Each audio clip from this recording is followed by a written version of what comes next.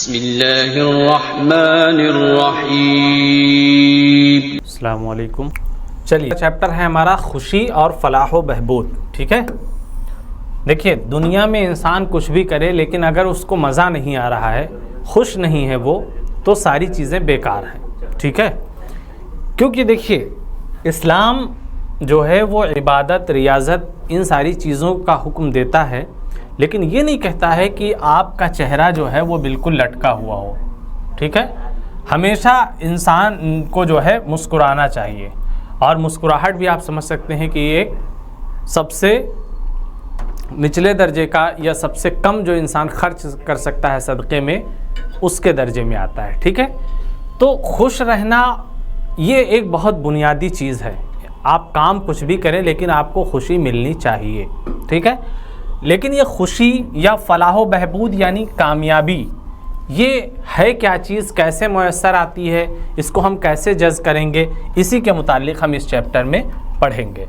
ठीक है, तो देखिए मसर्रत और फलाह बहबूद का जो तसव्वुर है, इसे हम समझते हैं पहले कि किसे कहते हैं। ठीक है, मसर्रत और फलाह बहबूद हर शख्स के लिए बहुत अहम और ज़रूरी हैं। ये दोनों ही हमको खुशी, आसूदगी, लज्जत और बशाशत के मुस्बत एहसासात से हमकनार करते हैं। क्या आप कभी बहुत लंबे अरसे तक नाखुश, तन्हा और गमज़दा रहे हैं? रह भी सकते हैं, हो सकता है किसी को ऐसा इत्तेफाक ना हुआ हो। क्या ऐसे में आप अपने रोज़मर्रा के कामों को अंजाम दे सके? जाहिर सी बात है ना में जवाब मिलेगा। क्या आपने ऐसे में दूसरे लोगों से मुलाकात या गुफ्तगू करना पसंद किया? नहीं किया होगा। ठीक है, अगर आप नाखुश होंगे तो आपको कुछ भी करना अच्छा नहीं लगेगा। ऐसी हालत का लंबे अरसे तक बरकरार रहना जिस्म और दिमाग दोनों के लिए नुकसानदेह है।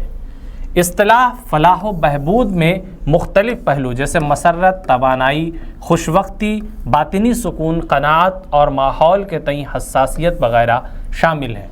ठीक है, फलाह बहबूद में न सिर्फ मसर्रत और लज्जत शामिल होती है, बल्कि आसूदगी का तजर्बा, मुस्बत एहसास या तासुर, मसलन दिलचस्पी, मोहब्बत, अचंभा, लज्जत की मौजूदगी, और मनफी एहसासात मसलन उलझन, अफसुर्दगी, दबाव की अदम मौजूदगी भी शामिल होती है।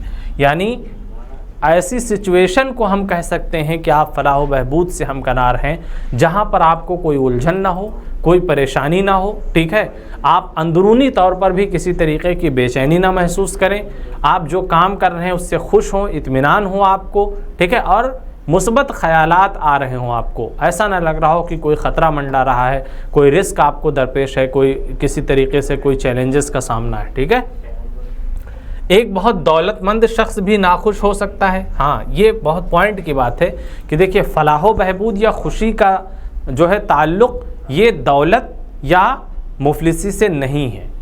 ठीक है, एक मुफलिस शख्स भी मुमकिन है ये दौलत नज़र आए, और एक आम इंसान जो बहुत दौलतमंद है, बहुत जो है पैसे वाला है, वो भी गमगीन नज़र आ सकता है। ठीक है, इससे मालूम होता है कि ये पैसे से कोई इसका ताल्लुक़ नहीं है, फलाह बहबूद की और खुशी का। ठीक है, अब देखिए हम देखेंगे कि किन अवामिल के ज़रिए से फलाह बहबूद पर असर पड़ता है। ठीक है, कौन सी चीज़ हैं जो इसको आसान बनाते हैं। तो देखिए एक चीज़ तो ये है कि जहाँ पैसे की ज़रूरत नहीं है, खुशी हासिल हो सकती है बग़ैर पैसे के। मिसाल के तौर पर घर में चहल पहल, आपस में बोलचाल, खुशी का एक सबब ये भी है। अब इसके लिए पैसे होना ज़रूरी नहीं है, लेकिन खुशी का एक सबब ये भी तो है कि आप अच्छे से अच्छा खा रहे हैं, अच्छे से अच्छा पहन रहे हैं। ठीक है, ये खुशी मुमकिन है कि एक रईस को वो ये कह सके कि हमें ज़्यादा हासिल है। ठीक है, लेकिन एक गरीब उसका तसव्वुर भी नहीं कर सकता कि उसको किस तरह हासिल है। वो अगर कह सकते हैं कि पेट भर जाना ही उसका मकसद है, तो वो अगर दाल चावल खाएगा तो उतनी ही खुशी महसूस करेगा। क्यों? क्योंकि उसके नज़र में पेट भर जाना ही जो है यही असल खुशी है। यहाँ पर खुशी गोया कि देखिए मिक़दार बदल गई, चीज़ें बदल गई, लेकिन खुशी का लेवल एक है। हाँ, अगर उसको खाना ही नहीं मिलेगा तो आप समझ सकते हैं कि जाहिर सी बात है उसको खुशी नहीं होगी, वो परेशान रहेगा, मुस्तरिब रहेगा। ठीक है, तो देखिए खुशियों का मेयार किस चीज़ पर कौन खुश हो रहा है ये अलग हो सकती हैं, लेकिन कितना खुश हो रहा है ये हम नहीं कह सकते। मुमकिन है कि आपको सोने की थाली में खाने से जितनी खुशी मिलती हो, एक गरीब को केले के पत्ते पे खाने से उससे ज़्यादा खुशी मिल रही हो। ठीक है, तो ये हम नहीं डिफ़ाइन कर सकते कि किससे कितनी खुशी मिलती है, लेकिन बहरहाल फ़र्क पड़ता है दौलत का भी दूसरे तरीक़े से। अब देखिए कुछ चीज़ों को इन्होंने पॉइंट आउट किया है कि कौन कौन सी चीज़ें इस पर असरअंदाज होती हैं। तग़ज़िया यानी खान पीन।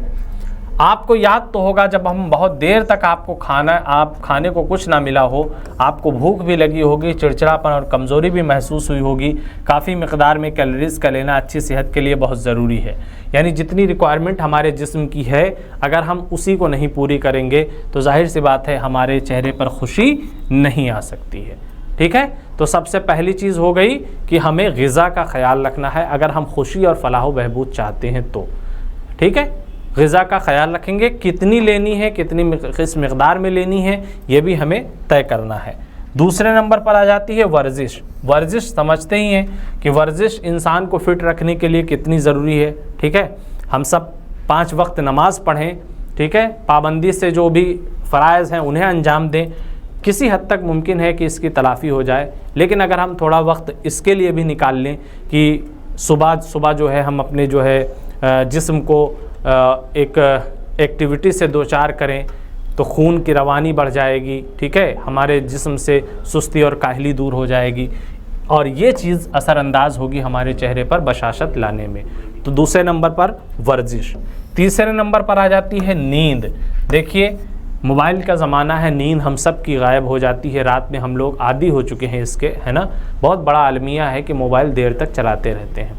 इसका असर डायरेक्ट नींद पर पड़ता है और नींद अगर हमारी पूरी नहीं होती है तो उसका असर हमारे पूरे दिन के कामकाज पर रहता है। ठीक है, प्रॉपर नींद एक अच्छे सेहतमंद इंसान के लिए कहा जाता है कि 6 से 8 घंटे की नींद लेना चाहिए उसको। तो और ये नींद वक्त पर ली जाए। ठीक है, यानी ये ना हो कि बहुत जो ये दिन में आप सोएं रात में जगें। रात जो सोने का वक्त है उस वक्त पर लिया जाए तो ये जो है इंसान के लिए बहुत ही मुफीद होती है। तो नींद तीसरे नंबर पर। तफरीही मशागिल। देखिए अलग अलग लेवल पर तफरीही मशागिल अलग अलग तरीके के होते हैं। बच्चों के तफरीही मशागिल अलग होंगे, आपके अलग होंगे। ठीक है, यानी आप ये नहीं कर सकते कि तफरीह के लिए जा कर के आप जो है गुड़िया बनाने लगे या गुड़िया खेलने लगे या लुका छुपी खेलने लगे। ये सब आपके उससे बाहर की चीज़ हो चुकी हैं। हाँ, लेकिन आप ये तो कर सकते हैं कि दोस्तों के साथ कहीं चहलकदमी के लिए निकल गए। ठीक है, कुछ अच्छी अच्छी बातें कर ली, कोई कहानी पढ़ ली, कोई अफसाना पढ़ लिया, कोई शेर व शायरी सुन ली। ठीक है, कोई किसी बड़े अदीब को सुन लिया या उसकी गुफ्तगू सुन ली। ठीक है, या किसी से मुलाकात करने के लिए चले गए, कुछ देखने चले गए या खेल कूद से किसी शौकीन है तो हम उसमें एक्टिव हो गए। ठीक है, कौन इंसान किस तरीके की चीज़ों में दिलचस्पी लेता है अपनी दिलचस्पी के एतबार से तफरीही मशागिल को तय कर ले। ठीक है, तो ये चौथे नंबर पर बहुत बुनियादी चीज़ हो जाती है इंसान के सेहत के लिए।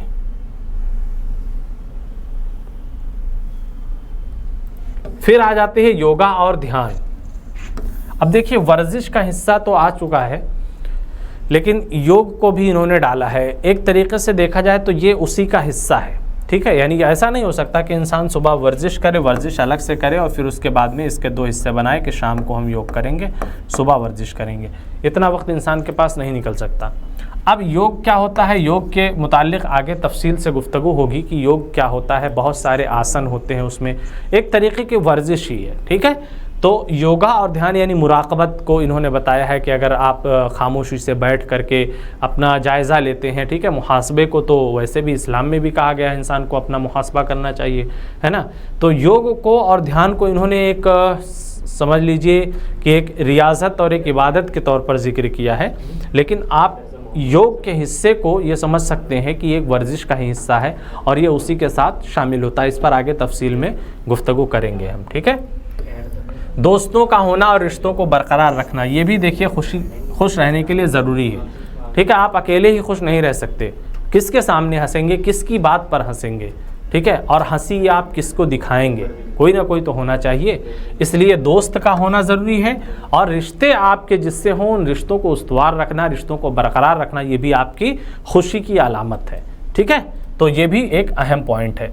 अगर इन सारी चीज़ों पर हम तवज्जो देते हैं तो हमारे रिश्ते मामूल पर रहते हैं, खुशियाँ हमारी बरकरार रहती हैं। आखिरी चीज़ एक और है मामूल। मामूल क्या होता है? देखिए, हम सब जो है मुख्तलिफ़ काम करते हैं सुबह से लेकर के शाम तक, ठीक है, और हर दिन हर एक को करना रहता है। ये नहीं होता है कि आज हमें सिर्फ सोना है, ठीक है, यानी हम दिन अगर डिवाइड करते हैं संडे, मंडे, ट्यूसडे, वेडनेसडे, ठीक है, इस तरीके से, तो हर दिन के कुछ काम हमारे जो है बटे हुए होते हैं। मतलब हमें क्लास करना है, ठीक है, फिर उसके बाद में आप कह सकते हैं कि कहीं विज़िट करना है किसी से, यानी मिलने जाना है, फिर आप इसी में खेलते भी हैं, प्ले भी है आपका। अब ये हो सकता है कि आप किसी हिस्से में क्लास यहाँ आ जाए और कभी खेल यहाँ आ जाए या यहाँ आ जाए, यानी तरतीब थोड़ा इधर उधर हो सकती है। कभी कभी इंसान क्या करता है, इन सारी चीज़ों को मिला देता है। इसी को कहते हैं कि मामूल पर रखना, मामूल बनाना, ठीक है, निज़ामुल औकात मुतय्यन करना। यानी हमें ये तय करना पड़ेगा कि हमें किस वक्त उठना है, किस वक्त कौन सा काम करना है, क्लास कब से कब तक लेनी है, क्लास के बाद हमें जो है कौन से काम करने हैं। तो एक मामूल अपना बनाना पड़ेगा, ठीक है। मामूलाते ज़िंदगी हमारे जब सही हो जाएंगे तो हमारी सेहत पर भी उसका पॉजिटिव असर पड़ेगा। अगर हम इसको यहाँ मिला दें, यहाँ से यहाँ मिला देंगे, तो हमारे जहन पे खिंचाव आएगा, अरे यार अभी ये बाकी है, अभी ये बाकी, अरे यार ये भी छूट गया, वो भी छूट गया। क्यों? क्योंकि हमने उसके वक्त पर उसको नहीं निपटाया। वक्त पे निपटा देंगे तो हम एक रिलैक्स फील करेंगे, खुशी महसूस होगी हमें खुद ही, ठीक है।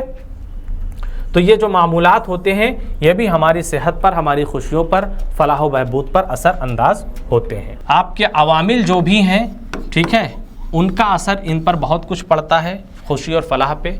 और उसके अलावा देखिए मुस्बत फ़िक्र, ये आपका बहुत अहम हिस्सा है।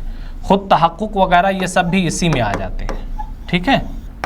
तो ये 4-5 पॉइंट हैं इस सबक में जिन पर आपको नज़र रखनी है। बार बार इनको पढ़िए, पॉइंट्स बना लीजिए। इसी के ज़रिए से हमें खुशी भी हासिल हो सकती है और हम ज़िंदगी में फ़लाह भी हासिल कर सकते हैं।